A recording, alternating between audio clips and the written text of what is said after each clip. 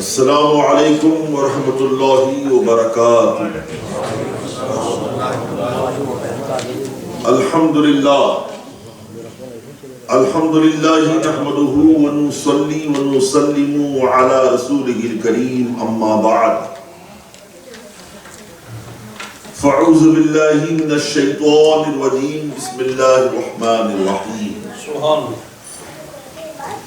یا ایھا الذین آمنوا اتقوا اللہ وکونوا مع الصادقین، صدق اللہ العظیم وصدق رسولہ النبی الحبیب الامین المتین الکریم، ونحن علی ذلک لمن الشاہدین والشاکرین، والحمد للہ رب العالمین۔ آئیے انتہائی جذبہ عقیدت و محبت و احترام کے ساتھ حضور اکرم نور مجسم فخر آدم و بنی آدم خلیفۃ اللہ اعظم سید ابرار رسول ہاشمی وقار، دونوں جہاں کے مالک و مختار، سرکار ابد قرار، گلشن ہستی کی اولین فصل بہار، انیس بے کساں چارہ ساز درد منداں، بے کسوں کے کس بے بسوں کے بس، روحی فدا جناب محمد رسول اللہ صلی اللہ تعالی علیہ وآلہ وسلم کی بارگاہ گوہر بار میں درود پاک کی حسین ڈالیاں پیش کریں، پڑھیں جھوم کر بآواز بلند، اللہم صلی وعلى آلہ واصحابہ وبارک وسلم صلاۃ وسلاما علیک یا سیدی یا رسول اللہ صلی اللہ تعالی علیہ وعلى آلہ وسلم۔ بڑی دیر سے آپ یہاں تشریف فرما ہیں، یہ بلا شبہ آپ حضرات کی بزرگوں سے عقیدت کی علامت ہے، اس کا ثبوت ہے۔ میں قطعی ابھی تقریر نہیں کرتا، موقع بھی نہیں ہے، ہمیں مہمان نے گرامی سے سننا ہے، چونکہ تین حضرات سے یہ محفل منسوب ہے، تو اس مناسبت سے ہم مختصر گفتگو کریں گے، انتہائی مختصر، اور اگر زندگی باقی رہی تو مابقی آپ جمعے میں انشاءاللہ سماعت فرمائیں گے۔ جیسا کہ میری عادت ہے کہ میں تقریر سے پہلے کچھ اشعار پیش کرتا ہوں، سبحان اللہ، بسم اللہ۔ تو ہند کے راجہ میرے خواجہ سبحان اللہ عنہ کی شان میں چند اشعار آپ سماعت فرمائیں، پانچ سے اشعار کہتے لفظ میں۔ ماشاءاللہ چشتی صاحب کی اللہ نے بہت ہی شاندار منقبت پڑھی حضرت بابو علیہ رحمہ کی شان میں، تو آپ تحت لفظ میں سماعت کریں۔ تمہارے در پہ خواجہ، کیا بات ہے، تمہارے در پہ خواجہ میں نے ہر دم دل کشی دیکھی، یا لمبی بحر ہے، تمہارے در پہ خواجہ میں نے ہر دم دل کشی دیکھی، یہاں بغداد سے آتی ہوئی ایک روشنی دیکھی،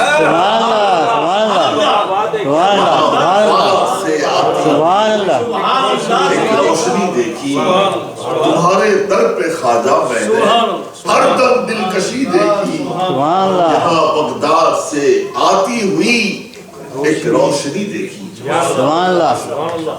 میسر کیوں نہ ہو مجھ کو سکون اس در کے سائے میں۔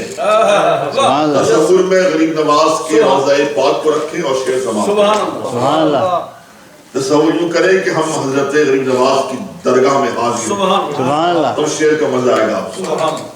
میسر کیوں نہ ہو مجھ کو سکون اس در کے سائے میں، میسر کیوں نہ ہو مجھ کو سکون اس در کے سائے میں، ارے یہاں رحمت کی چادر چار سو میں نے تنی دیکھی، یہاں رحمت کی چادر چار سو میں نے تنی دیکھی، یہاں بغداد سے آتی ہوئی ایک روشنی دیکھی. اور یہ شعر بڑا ہی اہم ہے, محبت سے سماعت کیجیے گا, اور حقیقت بیانی ہے. سمجھ کر ہیچ ٹھکراتے ہیں جس کو یہ جہاں والے. اولیاء کی شان دیکھیں, بارگاہ ہے, اور یہ اللہ کا فیضان دیکھیں. سمجھ کر ہیچ ٹھکراتے ہیں جس کو یہ جہاں والے, وہی شے آستانے پر تمہارے قیمتی دیکھی. وہی شے آستانے پر تمہارے قیمتی دیکھی. یقیناً تم مداوائے غم عالم ہو اے خواجہ. میں نے عالم اس لیے کہا ہے کہ آپ چلے جائیں اس سے پاک کے موقع پر, خاص طور پر دنیا کے گوشے گوشے ضرور ملیں گے آپ. ہمارے اقبال بھائی بھی ہندوستان سے ہیں, آپ کی حاضری کئی بار بھی ہوگی, اور میری حاضری تو 25واں بار ہوئی. اور بحمدہ تعالیٰ میں نے حضرت کی درگاہ میں محرم الحرام میں 10 روزہ تقریر بھی کی ہے. تو آپ یقین جانیں, جب 10 دن میرا قیام تھا محرم الحرام کے زمانے میں, کبھی طبیعت چاہتی تھی ایسا وقت ملے جب تنہائی ہو, تو میں کبھی رات کے 3 بجے اٹھ کے چلا جاتا ہوں. شاید کوئی بندہ نہیں ہوگا. آپ یقین جانیں, رات کے 3 بجے ہو, 2 بجے ہو, 4 بجے ہو, وہی میلہ ہی میلہ, وہی ہجوم ہی ہجوم ہے, وہی ازدحام ہی ازدحام ہے. پتہ نہیں کہاں سے چلے آتے ہیں. اپنے بھی جاتے ہیں, غیر بھی جاتے ہیں, کوئی خالی ہاتھ کوئی نہیں لوٹتا. تو میں سے غم عالم میں نے کہا ہے, غم ہندوستان غم پاکستان نہیں کہا. یقیناً میرے غریب نواز, یقیناً تم مداوائے غم عالم ہو اے خواجہ. تمہارے در پہ بٹتی روز و شب میں نے خوشی دیکھی. تمہارے در پہ بٹتی روز و شب میں نے خوشی دیکھی. اور آخری شعر ہے, سرے تسلیم خم کرنا پڑا آواز حق سن کر. سرے تسلیم خم کرنا پڑا آواز حق سن کر. عدوئے دین جب شان ولایت آپ کی دیکھی. عدوئے دین جب شان ولایت آپ کی دیکھی. اور مقطع ہے تمہارے گلستاں کی, کیا کرے توصیف قدسی. تمہارے گلستاں کی کیا کرے توصیف قدسی. ارے خزاں کے دور میں سب نے گلوں میں تازگی دیکھی. تمہارے در پہ خواجہ میں نے ہر دم دلکشی دیکھی.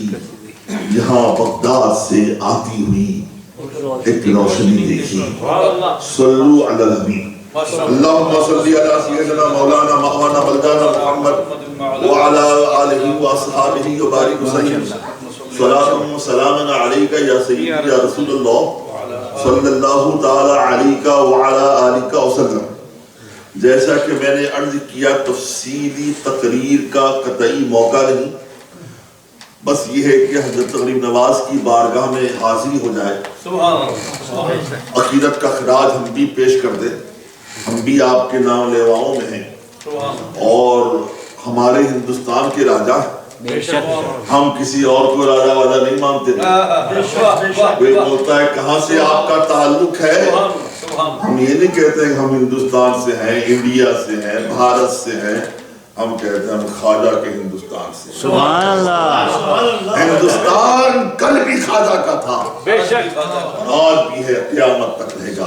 بی جے پی ہو, پی جے پی ہو, شیو سینا ہو, ہزاروں مشن آ جائیں, ہزاروں تحریکیں چل پڑیں, میرے خواجہ کی بادشاہت کل بھی تھی اور آج بھی ہے. محترم, جس کو اکبر اعظم کہا جاتا ہے, جس کو ہندو بڑا مانتے ہیں, اکبر اعظم کے بارے میں حدیث کا, اکبر اعظم کے بارے میں تاریخ کے اوراق بتاتے ہیں, اکبر نے 1 بار نہیں, 2 بار نہیں, 3 بار نہیں, 15 بار غریب نواز کے چوکھٹ پہ حاضری.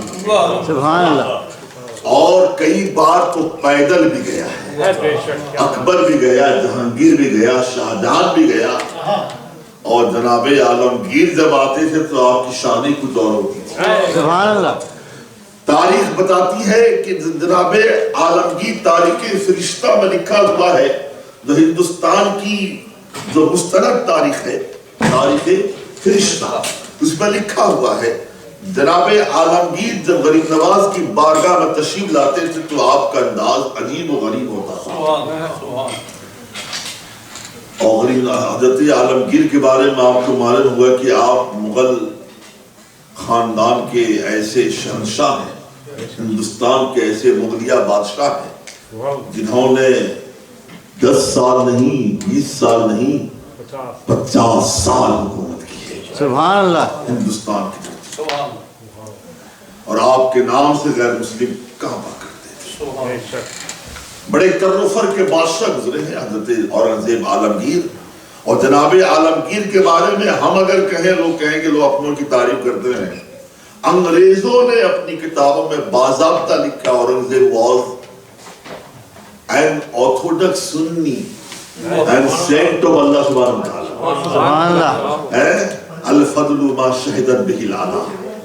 غیروں نے مانا کہ Aurangzeb was not a Sunni Muslim, he was an orthodox Muslim, means he was pure Muslim, he was affirmative Muslim, not pure Muslim, and he was sent of Allah subhanahu wa ta'ala۔ یہ اغیار بول رہے ہیں کہ اورنگزیب کٹر سنی مسلمان کا نام تھا اور اللہ کے ولی کا نام تھا۔ سبحان اللہ۔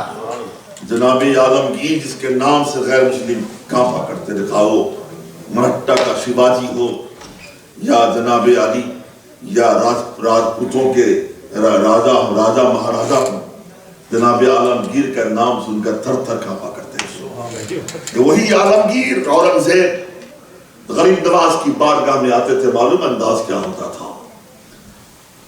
آپ تختے، آپ تاج شاہی کو اٹھاتے، نکالتے سب سے، اور اسے کاسا بنا لیتے۔ فرماتے غریب نواز جب عالمگیر ہندوستان کی دلی میں ہوتا ہے تو تخت شاہی پہ بیٹھتا ہے تو عالمگیر اپنے سر پر یہ تاج پہن کے بیٹھا کرتا ہے۔ غریب نواز جب تیری بارگاہ میں اورنگزیب عالمگیر آتا ہے، اسی تاج شاہی کو کاسا بنا کر تیری بارگاہ میں غلامانہ طور پہ آیا کرتا ہے۔ سبحان اللہ۔ نعرہ تکبیر، نعرہ رسالت، نعرہ غوثیہ۔ محترم غریب نواز کی بادشاہت بھلا مسلم کیوں نہ ہو، بے شک، اس لیے کہ یہ بادشاہت، یہ ولایت، یہ تمکنت، یہ سطوت، یہ جاہ و حشمت کسی اور نے نہیں، رسول کائنات نے عطا فرمائی ہے، اس لیے آپ کو عطائے مصطفیٰ کہا جاتا ہے۔ سبحان اللہ۔ تاریخ کے اوراق شاہد ہیں، جب غریب نواز میرے سرکار کے روضہ پاک پہ پہنچے ہیں، یوں عرض کیا الصلاۃ والسلام علیک یا رسول اللہ، تو معلوم ہے نبی پاک صلی اللہ علیہ وسلم قبل اکبر سے آواز آئی وعلیکم السلام یا قطب المشارق۔ یہ غریب نواز کی شان ہے۔ اور جب حضرت عثمان ہروردی نے خانہ کعبہ کے غلاف کو پکڑ کر تو آپ نے یوں عرض کی تھی مولا تعالیٰ میں تیری بارگاہ میں معین الدین کو لے کے آیا ہوں، تو معلوم ہے غیب سے آواز آئی تھی عثمان ہروردی ہم نے معین الدین کو قبول کیا۔ سبحان اللہ۔ یہ غریب نواز کی شان ہے۔ حضرت عثمان ہروردی نے فرمایا تھا، بالآخر آپ نے یہ فرمایا معین الدین اب کام مکمل ہو گیا ہے۔ یہ میں اکثر بولتا ہوں، سوچتا رہتا ہوں، عجیب و غریب اور یہ اللہ کا معاملہ ہے، یہ لوگ سارا کام آنکھیں بند کر کے کرواتے ہیں۔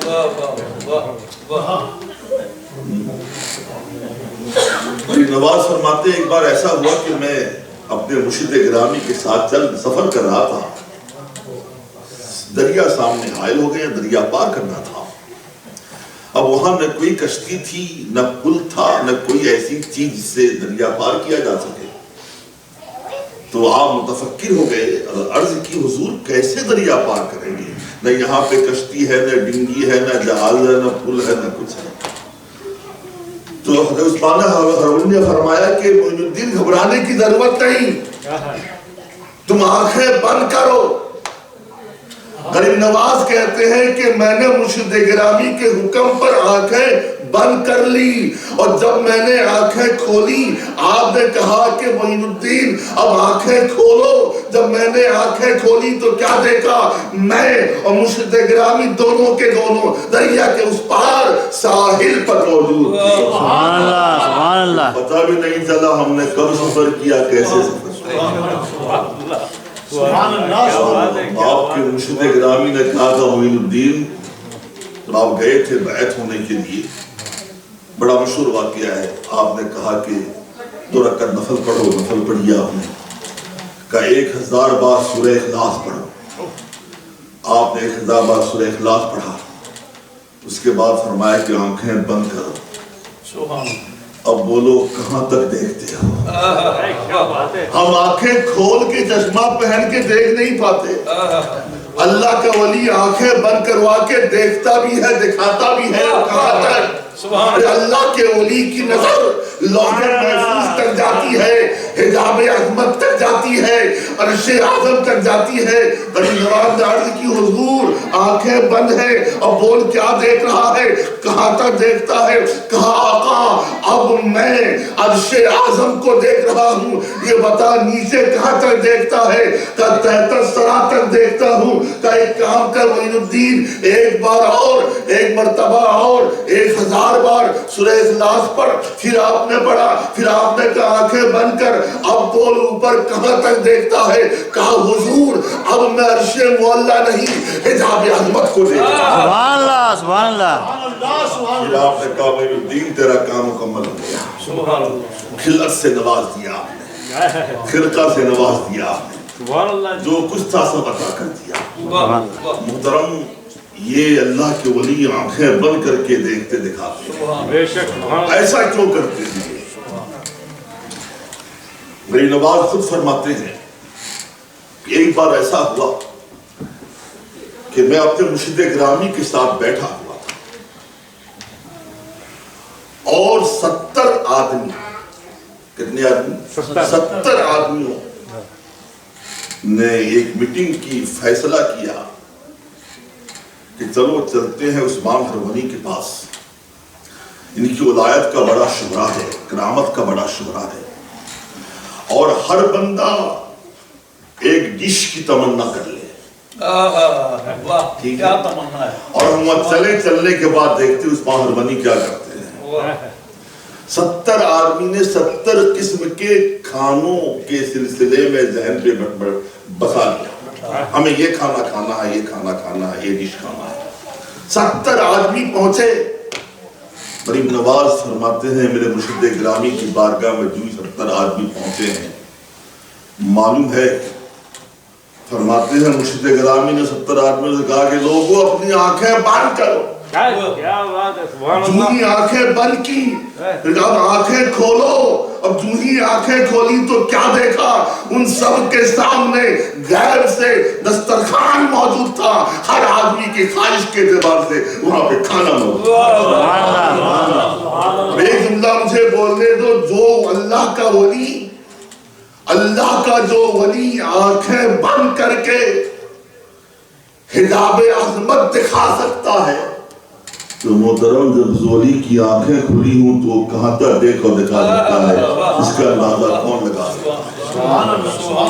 غریب نواز علیہ رحمت الرضوان نے، آپ کو معلوم ہے آپ کا یہ احسان تا قیامت بر صغیر کا مسلمان بھول نہیں سکتا ہے۔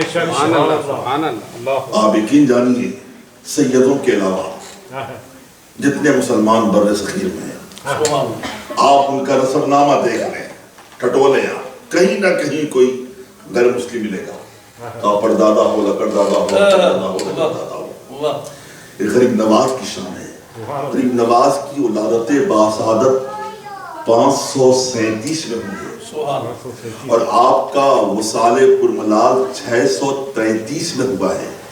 96 سال آپ کی عمر رہی، اور آپ 587 یا 86 میں اجمیر معلیٰ تشریف لے کے آئے ہیں۔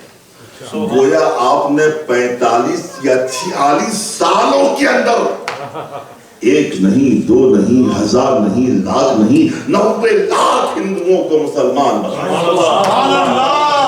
یہ غریب نواز بہت بڑی کرامت ہے، اور عطائے مصطفیٰ ہونے کا آپ نے حق ادا کر دیا۔ سبحان اللہ، سبحان اللہ۔ محترم معلوم ہے کیا بات غریب ہے۔ نواز اور آج بھی کہتا ہے ہندو کہ معین الدین تو لے کر آؤ، ہم آج کلمہ پڑھنے کے لیے غریب نواز، آپ نے تاریخ پڑھی ہوگی میرے غریب نواز، عجب تشریف لائے تھے محترم، یقین جانیے تلوار لے کے نہیں آئے تھے، بھالے لے کے نہیں آئے تھے، نیزے لے کے نہیں آئے تھے، فوجیں لے کے نہیں آئے تھے، آپ فقیرانہ طور پر تشریف لائے تھے، درویش تھے، تشریف لے آئے محترم، بڑی کوششیں کی پرتھوی راج میں کہ آپ کے مشن کو ناکام کر دے، آپ کے تحریک کو ناکام کر دے، وہ دنیا جانتی ہے۔ غریب نواز نے فرمایا کہ سنو، اگر میں خود سے آتا اجمیر چھوڑ کے چلا جاتا، ہندوستان کو خیر بات کہہ دیتا، میں آیا نہیں ہوں، رسول کائنات نے مجھے بھیجا ہے، رسول نے بھیجا ہو، اسے کون نکال سکتا ہے؟ غریب نواز کل بھی حکومت کر رہا ہے، آج بھی کر رہا ہے، قیامت تک حکومت آپ کی باقی رہے گی۔ اسی یہی وجہ ہے ہندوستان میں انگریزوں کا آخری فرمانروا ہندوستان چھوڑ کے جب گیا، معلوم ہے اس نے کیا کہا؟ I have seen a grave in Ajmer which is governing the hearts of the people۔ عیسائی بول رہا ہے، غیر مسلم بول رہا ہے، میں نے ہندوستان کی دھرتی میں ایک قبر دیکھی ہے جو قبر لوگوں کے دلوں پہ حکومت کر رہی ہے۔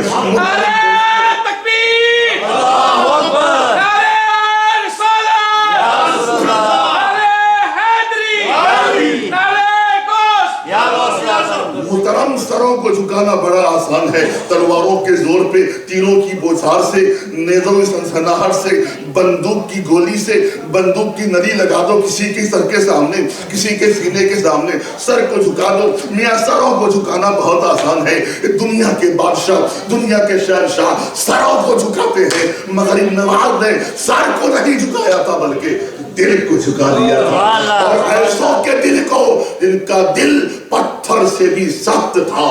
وہ قوم تھی، راجپوتوں کی قوم تھی، بڑی ضدی قوم، بڑی ہردرم قوم تھی۔ غریب نواز نے محترم ہی سے معلوم ہوا کہ دیکھیں نا، ہماری کامیابی کی ضمانت کیا ہے، ہماری کامرانی کی ضمانت کیا ہے، ہماری فتح یابی کا راز کیا ہے۔